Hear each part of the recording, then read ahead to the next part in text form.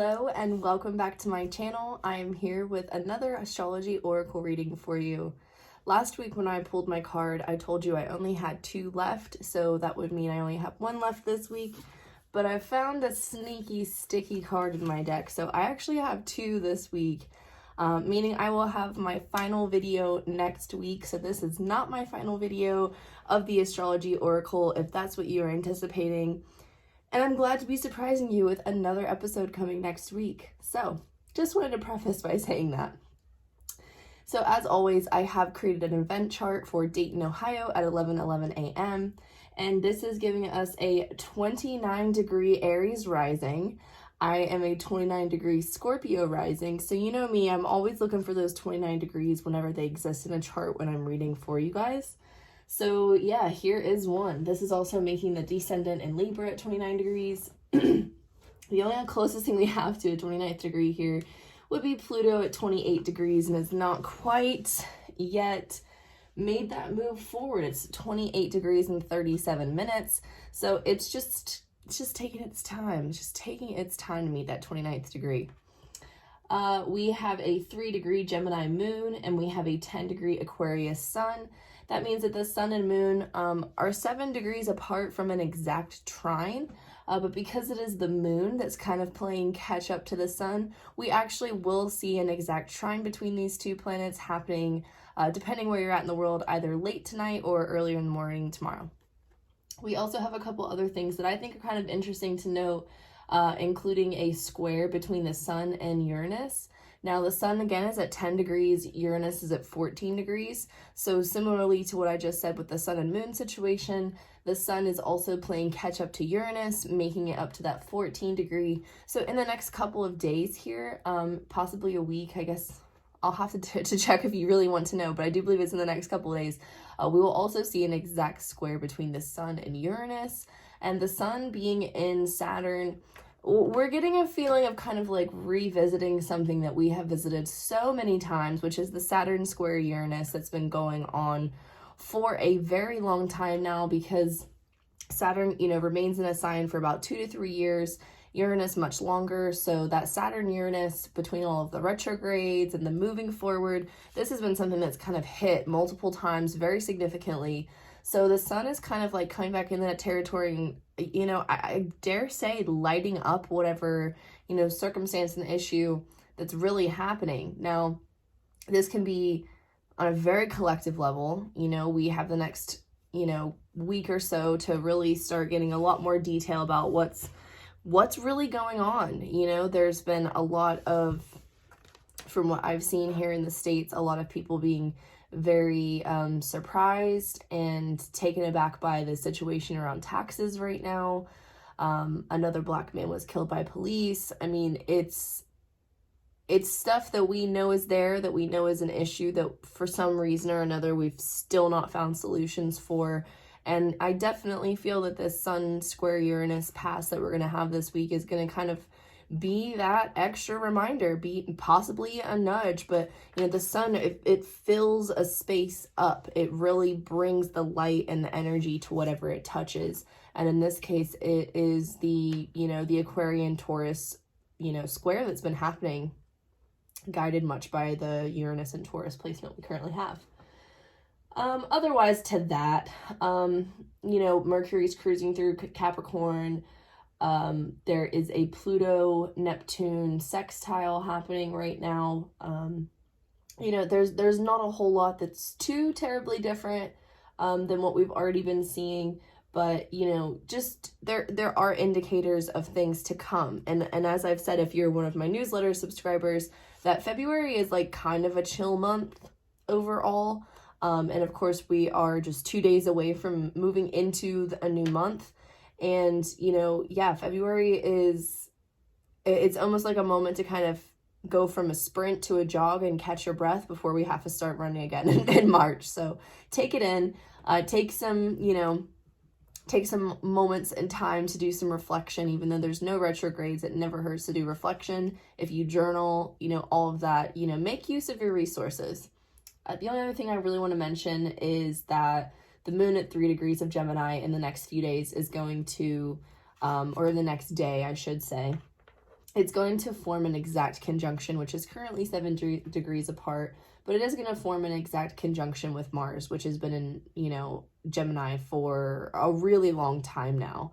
And so once again, you know, the idea of a major luminary coming into a space that's dealt with multiple passes of something, that's what's happening here too. So this Mars retrograde, wherever Gemini falls into your chart, is where you've been experiencing that Mars retrograde. And the moon's going to just come into that space and kind of just, you know, stir up some feelings.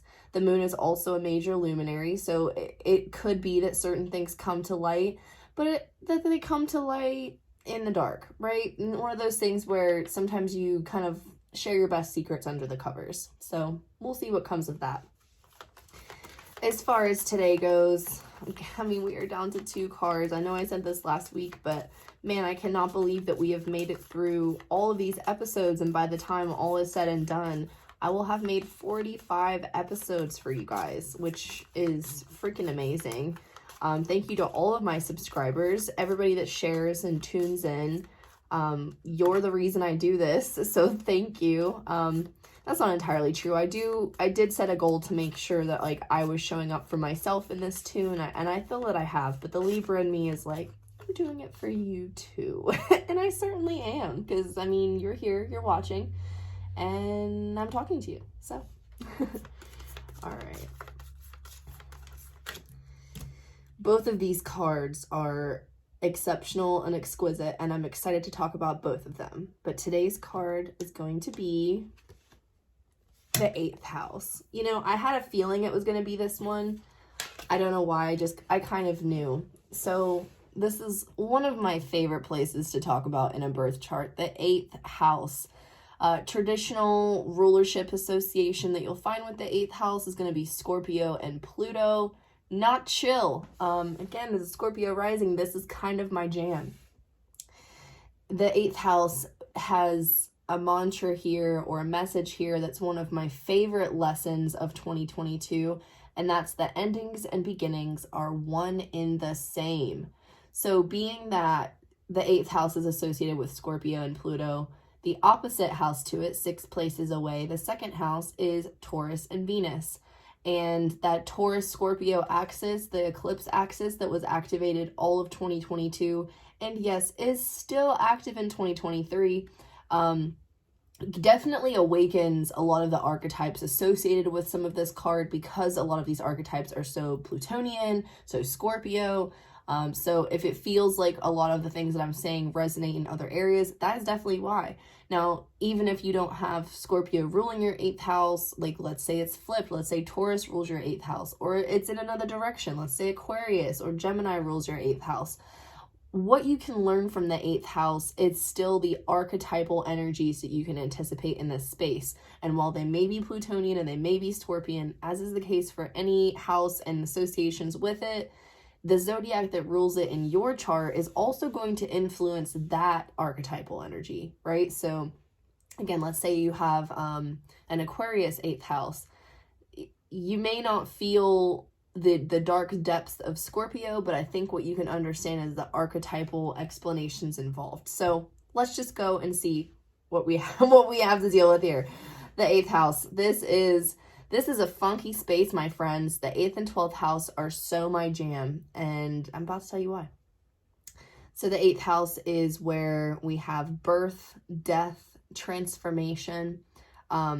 You know, the birth and death concept is something that's like kind of hard to wrap your brain around, but think about it as, let's say a person giving birth is also a person who is ending their pregnancy, right? So even though that pregnancy is turned into a birth, it's also the end of the pregnancy. There's that idea of like beginnings and endings being the same thing.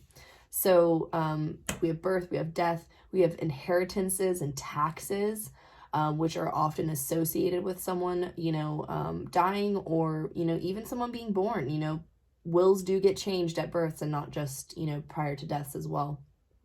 Here we have a merging of energies, and I think that really comes from sexual experiences and giving birth. It's all so psychedelic. It's also in your mind, while it's also very physical.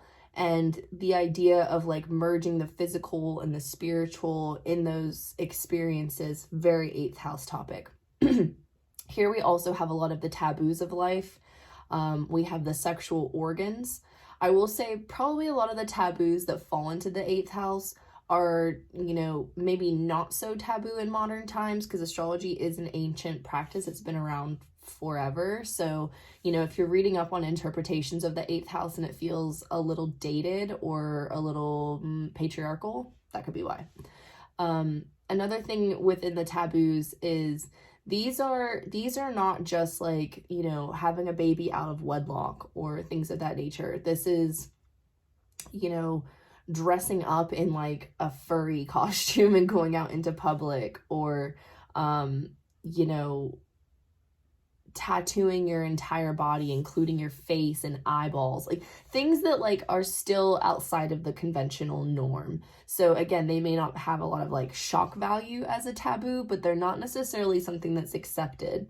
And that's why a lot of times within the 8th house, we consider it like where the freaks let their freak flags fly, right? Like that is very much the vibe here. The 8th house is also a place for the spiritual and the occult.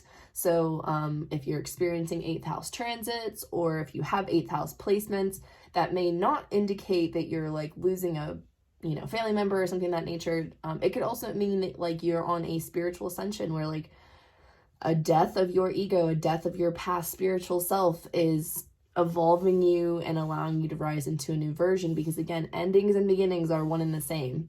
You know, this house is a reminder of that entirely. And that's the biggest thing I really want you to take away from this video when it comes to the 8th house, is that, you know, this isn't a completion space, okay? This is a transforming, a metamorphic space. When it comes to transits in the 8th house, these could signify big events happening in your life. I have seen individuals lose their parents, or I've seen even people coming into some money that they weren't expecting. Obviously, this is a big time for taxes in the United States around this time of the year. So pay attention to what's going on in your 8th house. Also pay attention to what's going on in your 2nd house, just because that's very reflective energy there, being that they're opposites. But the 8th house is coming this week as a reminder, in my opinion, in my intuitive opinion here, that this is the time to take account, to take stock of what you have. It's time to like let go and clear away. Although it's not yet time for spring cleaning, you know, kind of having that mentality of what we can do on the inside of the home, right? So if, like me, you've been dragging your booty a little bit when it comes to taxes, this is the week to finish that expense report, right? To track all of the 1099s that you sent this year. Whatever the case may be, this is a great week to get into it.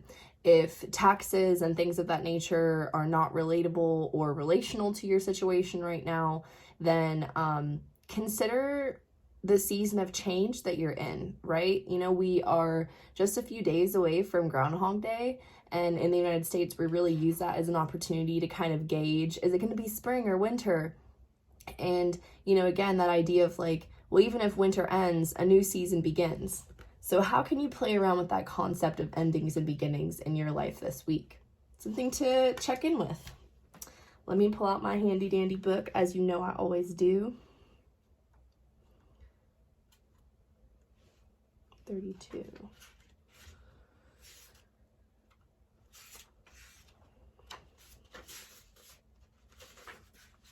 Okay. The quote is from Edvard Munch. "From my rotting body, flowers shall grow, and I am in them, and that is eternity." Beautiful. So scorpionic. This is where all goes dark and becomes mysterious. In astrology, the 8th house represents the long dark night before the light comes, where there's a new dawn on its way, but you need to grapple with the darkness and the unknown a little while longer. Traditionally, the 8th house is about sex, death, psychic powers, control, and material things such as money and inheritance that belong to other people. But such things you will end up owning, or at least partly. It also represents the time of year when Halloween or Samhain takes place, involving dark and gothic things associated with it. When the 8th house card turns up, the meaning is clear. You're in a period of great transformation. Your matter in question may seem like a life or death issue, and it's not the time for superficialities. You may be evaluating your life's choices, and the need for change is great. Something has been in your life for a long time, may start to crumble like a tower, and must be built up, but in a different way. You will no longer be able to forge ahead without taking care of these matters. A certain change must be completed before you move on. This adjustment could be uncomfortable or uneasy. Sex and death are major issues of the 8th house, the beginning and the end. This card means serious business. The 8th house shows what a relationship will bring after the commitment is made to a partnership, represented by the preceding 7th house. If love is your question, it is a deep and transforming love wrought with passions and sexual jealousies. You may find yourself sexually irresistible or reborn through sex into greater levels of intimacy and passion. An alternative meaning is that there's a doorway you should not pass through. Interesting. I don't think I've ever read something that was like so predictive. Don't pass through a doorway. That's interesting. Having this card present does not mean that someone's going to die. It's unlikely, but it could mean that you end up dealing with things being passed on to you, whether these are inheritance issues, deeds, child support, trusts, insurance policies, alimony, and of course, taxes. The 8th house also indicates what a partner owns, his or her resources and finances, but can concern something passed down from parents and grandparents. These assets are acquired from a relationship. Psychic ability in all of its forms could also be a meaning. Premonitions, visionary dreams, and seeing into the past, present, or future could be very active for you now.